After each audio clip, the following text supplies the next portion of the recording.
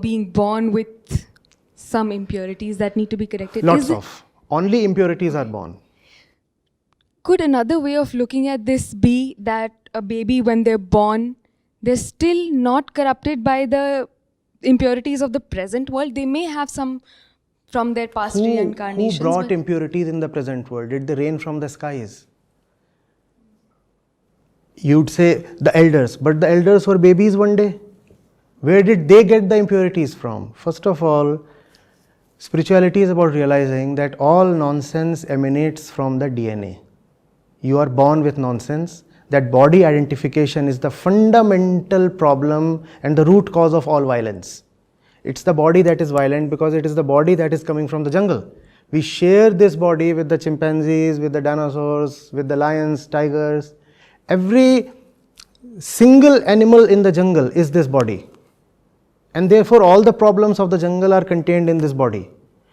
It's just that jungle does not have the weaponry, the ammunition to execute all the nonsense that arises as some kind of impulse from this body. So they only have impulses, but they cannot execute those impulses. When we have impulses, we have missiles to execute them because we have intellect. Animals only have animalistic prakriti, but they don't have missiles and guns and computers. We are animals with missiles and guns and computers, so we are far more dangerous.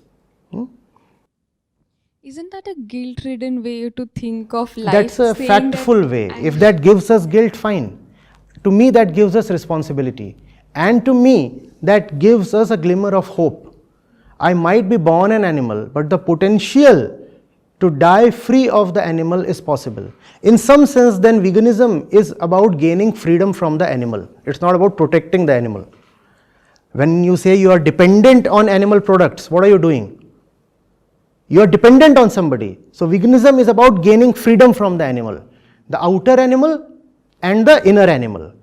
Presently, because we are dependent on the inner animal, so we are dependent on the outer animal as well. When you are truly spiritual, then you are not dependent on the outer or the inner animal. You are free of both, and you can't be free of just one of them. When there will be freedom, freedom will have both the sides. So how do you, I personally believe in the anti-natalist philosophy, and I do not intend to procreate myself, although I would consider perhaps adopting children at some point. But what kind of a world do you see with majority of people being anti-natals, and then do you see the human civilization coming to an end at some point in the future? Or what does the what future I'll hold say, for us? if not considered rightly, will appear either vile or hilarious. There is no great virtue in the human civilization continuing, first thing. If the child is born suffering, why do you want to bring more child to the world to make them suffer? What is the point in ensuring that the cycle continues? What is the great need or the great virtue? And what is the great catastrophe if it all, Second thing, not everybody is born to be self-realized. Right? The average kind of people will always outnumber the ones who understand. So the human race will continue, don't worry. There will be always enough people who will never understand what I am saying, and therefore they will keep on bearing 2 kids, 4 kids, 20 kids. So don't worry, human race is not at the risk of annihilation. I will never be totally understood, and the race will continue. So then eventually, do you think the average minds will, overpopulate as compared to the reasonable or the self-realized ones? Do you think that has not been happening till this date? It has. The ones who understand lose interest in procreation. Therefore, who is left to procreate? All the ones who do not understand. And that has been happening since the beginning of time. So it's not a new thing that will happen. See, if I might ask a question here. James Lovelock said, if the earth improves as a result of human presence, we will flourish. If it does not, we will perish. So he's imagining a system in which the earth improves as a result of human presence. In that case, aren't human beings then an asset to the planet? No, that's the improvement that we can bring to the earth. Correct.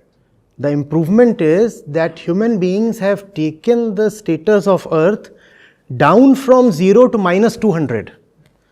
So what do you do when you want to improve from a point of minus 200? You bring yourself up to 0. So let us reduce to 0. The improvement that we can bring to earth cannot be positive or affirmative. It can only be reductive. There were these twin towers in Noida, right? Right? And they were wrongly made or something. I do not know the nuances of the case. How did you improve the situation in that locality? By bringing them down. That's the improvement we can bring about. Dismiss, demolish, finish it off. Sounds so very nihilistic. Huh? No? It does. It does. So then please remember, it is only when you clear away the nonsense that there is some room, some space created for something beautiful or clean. You know what the situation of this studio was just yesterday night? You won't want to look at that picture. It was all cluttered and chaotic and in the worst shape possible. Then it was brought into this form because you were arriving. What did we do in the first place? We cleared away the nonsense. That's what this earth today needs. It has too much nonsense. First of all, that needs to be annihilated. We need Shiva for Pralay. That's the fundamental requirement. And after that, we can have a great beginning. So do not think that 0 means 0. 0 means beauty. The entire philosophy of Buddha is Shunyavad. Shunyavad. Let it all be reduced to 0. And then you will see something magnificently beautiful. What that thing would be, we do not know, and we cannot even predict. But what we know is that what we have currently is extremely nonsensical. So let's do what we must and clear this away. What is your advice for a self-realized individual to reconcile with this clutter and still, be able to live a relatively happy and content life? To begin with, create a little clean space from where you can operate. That little clean space then becomes your war room. And then you operate from there and you want to somehow expand that space of cleanliness. And so that is the purpose. No, just do what you can, right? What else? What else? What else? Thank you. This is Arjuna. That is being called to battle. We do not know whether anything would come out of it. But this is the minimum and the maximum we can do. So we do that. If you start thinking of the results, it hardly energizes you. If you want to lose, then start thinking of the results. Because common sense and normal extrapolation tells you that the battle is just too impossible to win.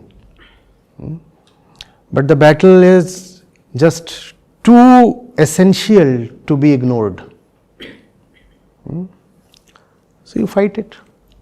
Impossible to win and impossible to ignore. What do? You fight it without caring for the results. What else can you do?